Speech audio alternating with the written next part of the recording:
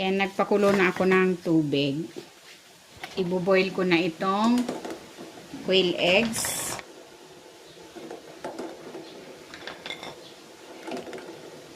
Papakuluan ko ito for 4 minutes. Ayan, okay na ito. Hahanguin ko na.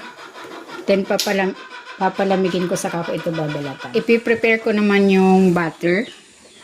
Maglalagay ako ng harina, cornstarch, baking powder, asin, paminta. Maglalagay ako dito ng orange na food coloring. Then maglalagay ako ng tubig. Konti lang muna. Dagdagan ko na lang mamaya.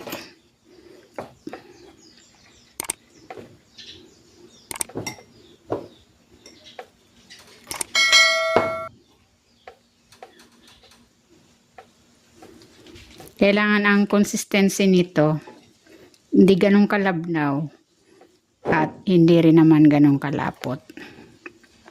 Kung hindi ka pa nakapag-subscribe sa aking channel, please subscribe at i-click mo na rin ang notification bell para lagi kang updated sa aking latest recipes. Ayan, okay na yung ganyang consistency. Next, lalagyan ko naman ng cornstarch itong quail eggs. Ayan, haluin ko muna para ma-coat lahat ng quail eggs.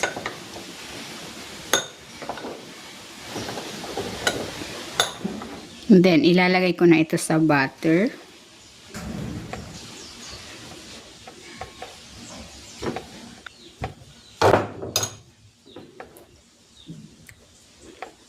Haluin ko na para ma-coat ng butter yung quail eggs.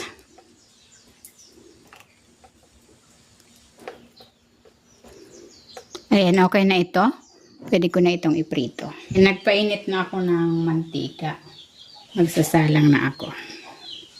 Gumamit ako dito ng barbecue stick.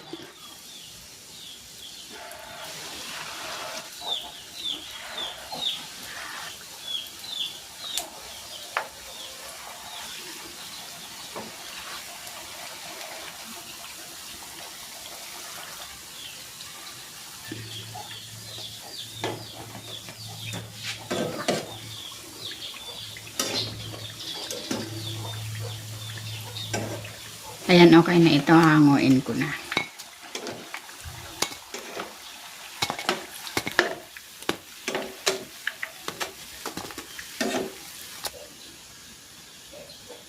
Gagawa ako ng sausawan. Maglalagay ako dito sa baso ng suka, tubig, asukal. Maglalagay ako ng isang kalamansi, asin, paminta. Ilalagay ko na rin tong bawang at itong sibuyas at ang sili.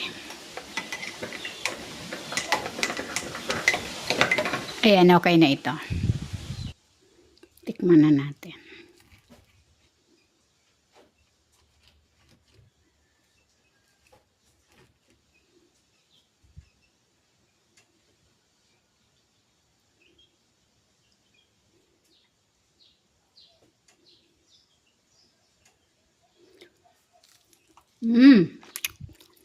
Sarap. Sarap ng kwek-kwek.